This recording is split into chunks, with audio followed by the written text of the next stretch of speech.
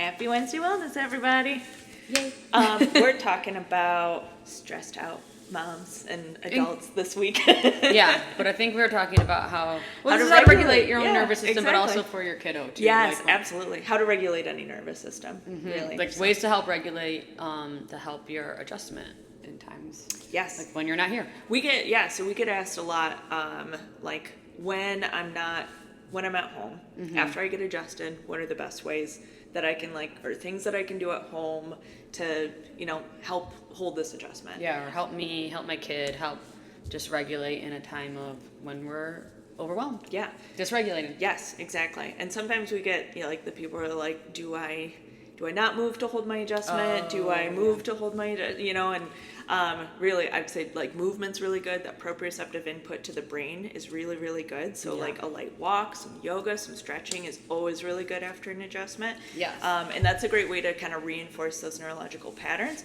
But I would say the biggest thing to hold your adjustment is trying to regulate stress. Right? So, sure. Yeah, I mean, stress is what's going to throw us back out of alignment, or back into that fight or flight, really. Yeah. So I think, you're probably right. Like all these little key things we have to do to help regulate your own nervous system really is to kind of get you out of fight or flight. Yes. Just daily things that help regulate stress anyways. Exactly. Yeah. And we've talked a lot about vagus nerve, parasympathetics, ways to stimulate vagus nerve, gargling, humming, ice plunges, those kinds of things, or cold plunges. But there's other things that you can do just kind of on a daily basis that help regulate your nervous system too. And number one. Yeah. Get outside every single day. Yes. Yep. Get outside every single day. And it can be hard in the Michigan weather, but you know what? It is looking up from here on out. It really is. It's up. Been beautiful weather. Getting outside really does regulate you. It should regulate your kiddos. Yes. Especially getting out in nature, not just getting outside, but getting out in parks, in going for a nature walk, going for somewhere where you're not getting a ton of outside sensory input too is really nice. Somewhere that's calming. Go check out some trees, check out some birds. Yes. Yeah. What was I gonna say? It helps with your circadian rhythm, so it's gonna help you sleep better. Yes. Yep. All that should be calming, help you get out of that fight or flight state. Yep. Okay. Tip number 1. Tip number 2. Oh, I like the saying though. Remember the Scandinavian saying, there's no such thing as bad weather. Only inappropriate clothing. Which I think is very true. I use that Scandinavian saying a lot when I walk here in the winter. Yes. She's got, with my yak tracks and which my, is true. It's one thing I had to learn back pants. moving from the south was getting appropriate clothing for the winter time. Yes, yep. Because even getting out in the winter is so good for you. Getting that cold air into your lungs, getting the fresh air. Yes. Staying inside all the time is not good for us. No, no. Stagnant air. No, we talk about this also when we talk about how to boost your immune system. It's get outside, sweat, do those things. Absolutely. So important for all that. Yeah. Let your body get a little cold. 2. Yeah. Creating device-free play environments. Yeah. So this is for kiddos, right? Get them off their screens. But also adults. But for adults, who is scrolling their phone when you're just sitting there doing nothing? Yeah. While maybe your kids are playing and you're scrolling on your phone. Yes. Or before bed.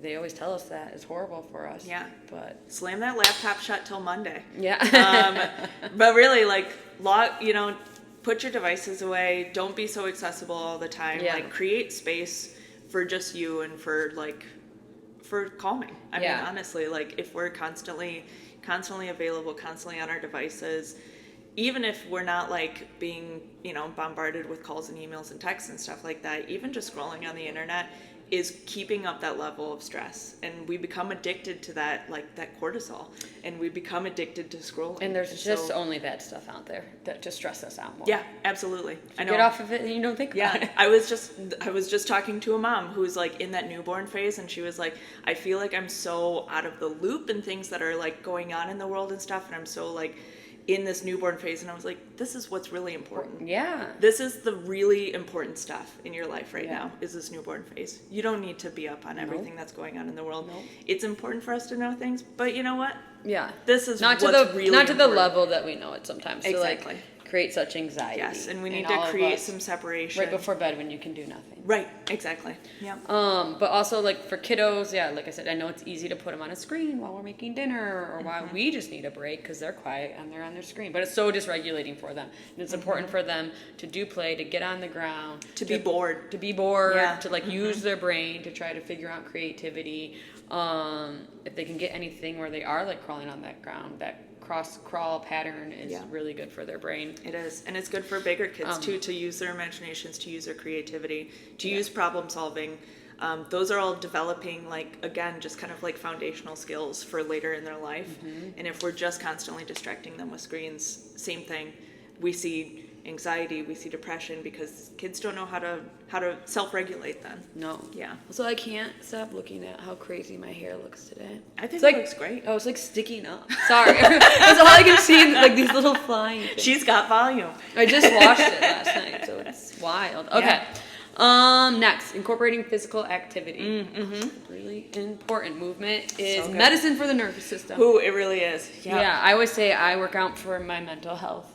Same. I mean, now also for my muscles and bones because perimenopause. Yeah, it's important for everything. There's like, Yeah. I know people, I feel like, workouts get categorized as like this, kind of weight loss thing, but movement is so important for our nervous system, for our mental health, for so many aspects, for our lungs, for our blood flow, for our lymphatic drainage. Helps like with emotional regulation. Like I said, that cross-crawl pattern really does help promote better emotional regulation. Yep, absolutely. And also, like, if you're in a stressful event, the best way to decompress from that is just going for a walk. Yeah, it Like, doesn't isn't have that to be like you're like, at the gym. Yeah, Yes. it can literally be like that go for a walk. bilateral stimulation is that's what EMDR is based in. Yeah. And so like a lot of like therapeutic modalities are really based in like how can we channel this emotional stressor out into other areas of the brain, so our brain can better process it. And one of the best ways is that bilateral stimulation. Yes. So even just going for a walk, while doing you're some like decompressing. stretches at home like this. Yeah, it doesn't have to be like I don't have the hour to get something like AJ said. Go for a walk with your kids. Do some jumping jacks with your kids. Move your body. Yep.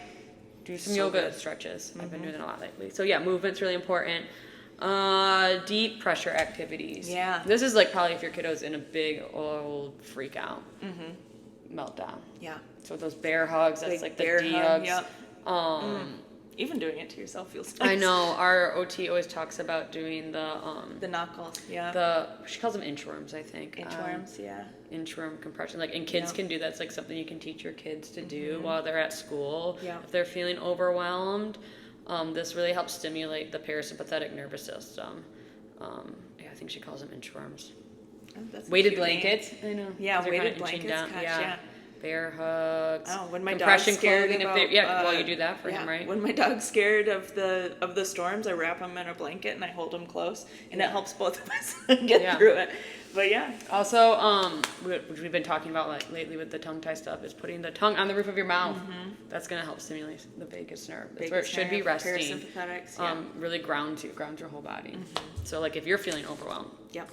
get the tongue to the roof of your mouth. I mean, it should always be resting there when your mouth is closed.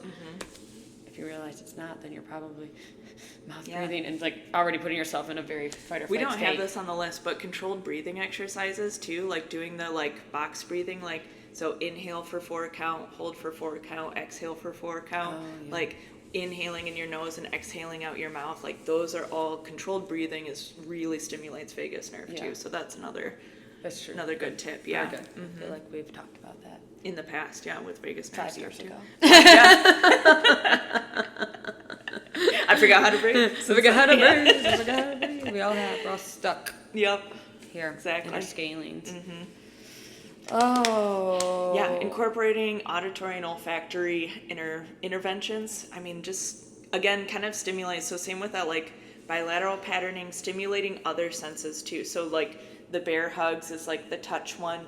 Olfactory would be like, what are some nice soothing scents? So like lavender, eucalyptus, bergamot, something like that. That's gonna like kind of almost like shock our senses a little bit in a way that's going to take us out of that like stress mode. Helps regulate our nervous system too. Or like calm sounds. Oh yeah, calming sounds. Yeah, like waves on a beach. Yeah. Or bird songs. Yeah. I Things think like that. I mean, it sounds silly, but it's really helpful. Right. And also I've noticed for myself, like in a moment of like high anxiety, when you feel like you can't get out of something, lemon balm has been really nice. Oh yeah, yeah. Like I just take it as like a dropper, but like a nice lemon balm tea. I just remember, so that like the auditory intervention and stuff too, there's that place that just opened on Cherry, the harmonic egg place. Oh yeah. That's basically what it is like you're sitting kind of in a cocoon and it's like a sensory immersion. So it helps, again, kind of help regulate your nervous system by creating different sensory input that's supposed to be calming too. That sounds really nice. If you need like a retreat like that, great. We have tools. So these are all great things to do. Yeah. At home, especially when you're like, oh my gosh, my kid needs so much help in this moment. Oh my gosh, we need help like every day after school, or I need help as a parent. These are great things you can incorporate at home. But if you're not under like chiropractic care, that's like what we focus on. Yeah. Yep. That's number one. That's number the number one. one way that I regulate my nervous system is by in a stressful event. Specific neurological adjustments, which we measure here. Like we said, we always talk about we measure what stress your body is under. Yeah, we can see that fight or flight response happening in your body, and we can help regulate it. Yeah. Yeah. So consistent care. So if you are not under care, and you're looking for a chiropractor for you or for your kiddos, whoever, call us. Yeah. Get a new patient Text appointment us. scheduled. We are, for the month of May, some of what do I want to say? We're donating a third of our new patient Okay, that's what it exams. is. That's what I want to say. How is it working? Yes, we are donating, yes. Yes, a third of our new patient exams this month are going towards benefiting Moms Bloom, which is a like nonprofit organization that helps support moms in the postpartum. So they come to mom's house. They kind of act as like just kind of postpartum support. Yeah. They help clean, they help hold baby, they help feed, they let you sleep. Like they're just there to help support. Yeah, it's a great program. So if you know, get on that. If you're pregnant, get on the list that you want postpartum support. But we love supporting them. Yes, we love working with donate to them. We work with them. Like we just. I think it's such a great resource for moms, and so So it's a great month to get in because your money will be going to support them also. Yeah, to support postpartum moms. So I love it so much. Yes. Yeah. So if you see this video, you want to get in, or maybe if you haven't been in a while, like call, get in. We can do a reassessment on you. Call, text, message on here. Say you saw this video. You get half off then. And happy Mother's Day this weekend. Happy Mother's Day.